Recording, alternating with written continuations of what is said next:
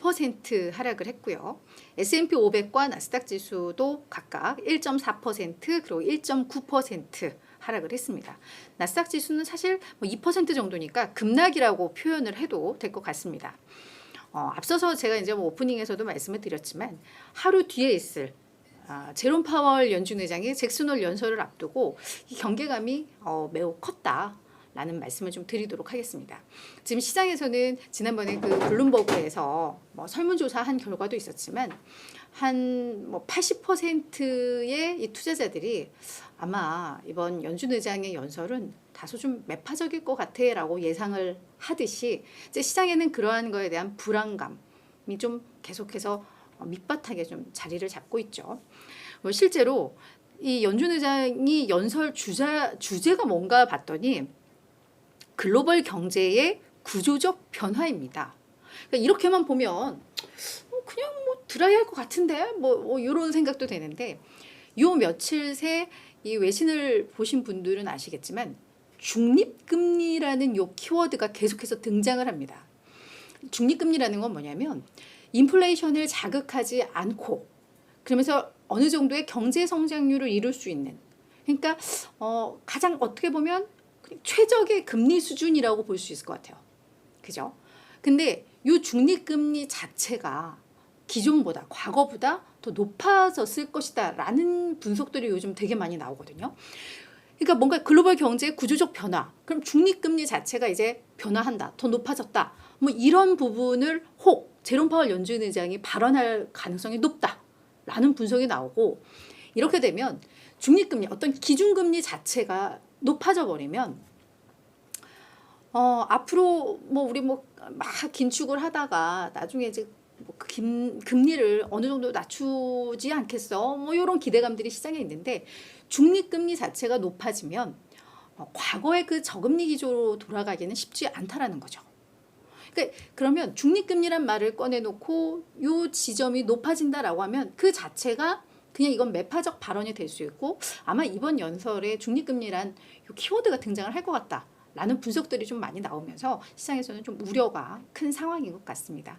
그래서 그 과거에 몇 년 전에 그 완전 최저금리의 이제 그런 상황은 오기 쉽지 않다라는 거 이제 그런 부분들에 대한 계속해서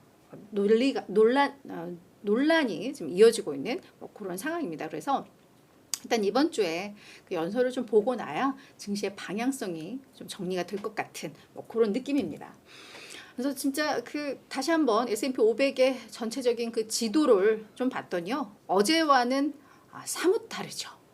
어제는 눈이 참 편안한 녹색 중심이었는데 네, 오늘은 전체적으로 꼭 노을이 진 것처럼 붉습니다. 그죠? 그래서 특히나 이 왼쪽 진영이 많이 좀 더 진하게 빨갛죠. 그래서 아마 이 기술주들의 하락폭이 컸고 이것은 그만큼 시장이 금리 부분, 긴축 부분에 대한 민감도가 좀 높아졌다라고도 해석을 해볼 수 있는 부분인 것 같아요. 그래서 엔비디아 그 좋은 실적을 발표하고도 그냥 0.1% 상승에 그쳤고 뭐 구글, 그러니까 알파벳, 그리고 메타, 마이크로소프트, 애플, 아마존, 테슬라 일제히 다 2%대 하락세를 기록을 했습니다.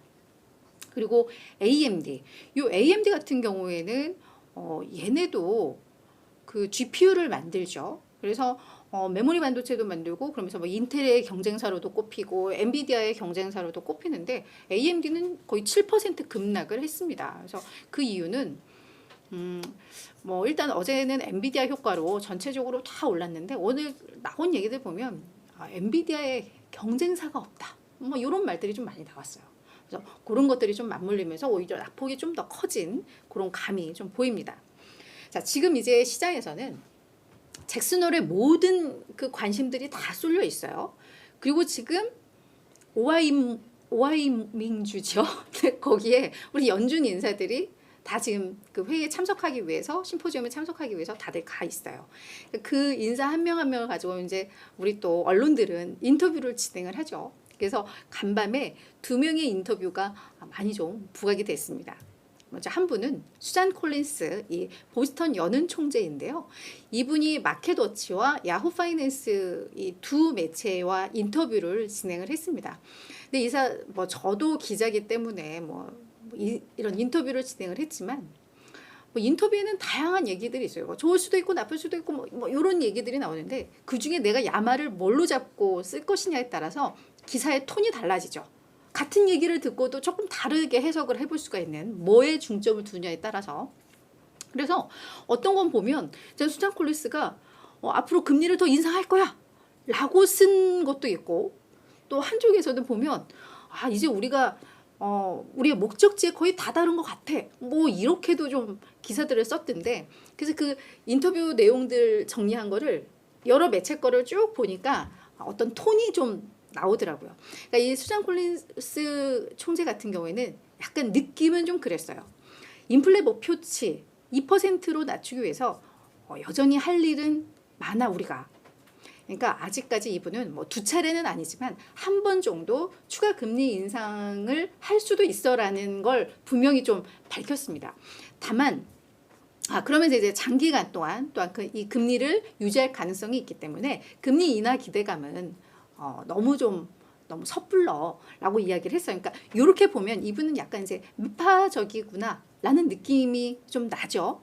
근데 또 뭐라고 했냐면 연준이 이제 안정적으로 버틸 수 있는 위치에 와 있다고 좀 생각을 한다라고 했거든요. 그러니까 거의 긴축의 거의 끝에는 왔다라고 보는 것 같아요. 그러니까 이제 그냥 많아야 한 번 정도 더 인상을 하거나 아니면 뭐 중단을 하더라도 다만 그 상태, 지금 5.25% 이 상태를 좀 길게 유지는 할 것 같아라는 그런 톤의 발언을 했습니다. 그래서 본인은 매도 아니고 비둘기도 아니고 그 중간 어디쯤 있어 라고 이야기는 했는데 결국은 뭐 이런 톤의 멘트를 좀 했다라고 보시면 될 것 같고요. 두 번째는 패트릭 하커입니다. 이분은 필라델피아 연은 총재이신데 이분은 이제 투표권이 있어요. 수잔 콜린스는 투표권이 없고, 근데 이분은 이제 뭐라고 이야기를 했냐면 이분은 오히려 약간 좀 비둘기적인 느낌이 좀 강했습니다. 색채가. 인플레 억제를 위해서 우리 연준이 이미 충분하게 조치를 취했다고 본다. 그러니까 이제 추가적인 금리 인상은 좀 필요 없어 보인다라는 거죠. 근데 공통적으로 수잔 콜린스 총재와 공통적으로 한 얘기는 다만 한동안 이 높은 금리는 유지를 해야 할 것 같다. 그러면서 이제 앞으로 그냥 유지를 하면서 우리들의 그 정책이 경제와 인플레에 어떻게 영향을 미치는지 이제 좀 봐야 된다. 라는 관점이었습니다. 그래서 여기에서 괜히 또 금리를 낮추거나 건들면 이게 망가질 수 있기 때문에 지금의 이 상태를 꽤 오랜 기간 유지할 필요는 있어 보인다라고 언급은 했습니다. 그러니까 뭐 어떤 멘트들인지 감은 좀 오실 것 같아요. 그래서 긴축 한 번 정도 더 남아 있든 없든 여기서 이제 의견이 분명히 좀 엇갈리고 있지만 결국 금리 인하에 대한 기대감은 좀 낮춰라. 이런 분위기, 이런 톤으로 이해를 하면 될 것 같습니다.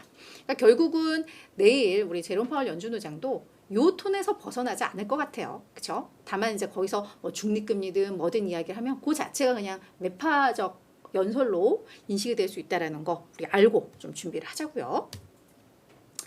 자, 이제 그 외 이제 다른 이슈들을 좀 봐야 될 텐데요.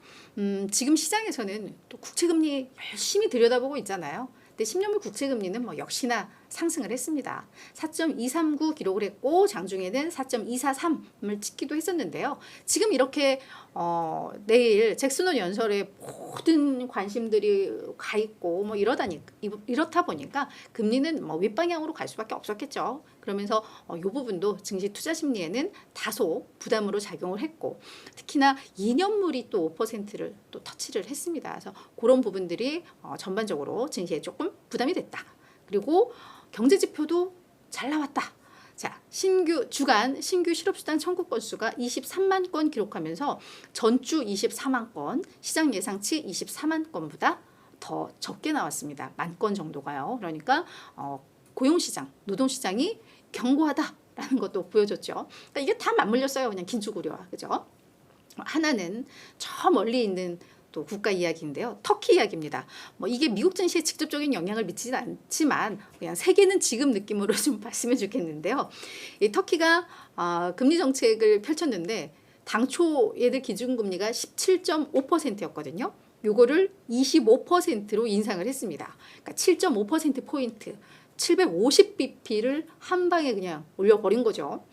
월가에서는 한 터키가 이번에 분명히 기준금리를 높이긴 할 거고, 그래도 그래서 최종 금리 한 20% 정도 되지 않을까 했는데 이걸 25까지도 좀 높인 겁니다. 근데 이거에 대해서 그러면 깜짝 놀라잖아요. 오, 무슨 기준금리가 25%야 이러는데 이 부분에 대해서는 지금 전반적으로 다 환영하는 분위기입니다. 이 터키가 작년 10월에 이 CPI가요 85%를 찍었습니다. 상상이 되나요? 우리 지금 뭐 작년에 9% 찍었네, 8% 찍었네, 이게 난리 났네 했는데 터키는 85%를 찍었어요. 와, 이 국민들이 어떻게 삽니까? 물가가 이렇게 올랐다는 게, 그죠? 근데 터키 요 대통령이 금리를 이런 와중에 인하를 했었어요.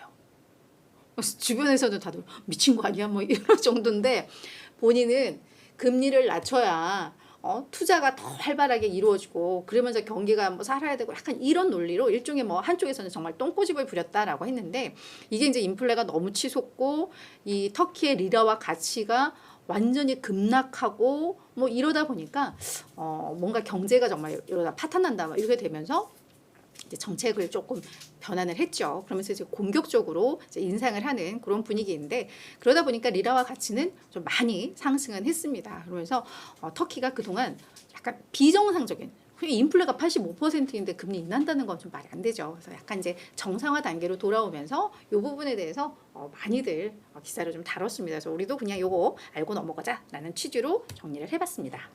자, 이제 특징주 넘어가기 전에 반가운 분이 오셨어요. 네, 이제 우리 제이브님, 누님 안녕하세요. 유튜브 구독자 많아져서 수익 창출 대박 나면 보너스 받으시나요? 이렇게 적어주셨는데요.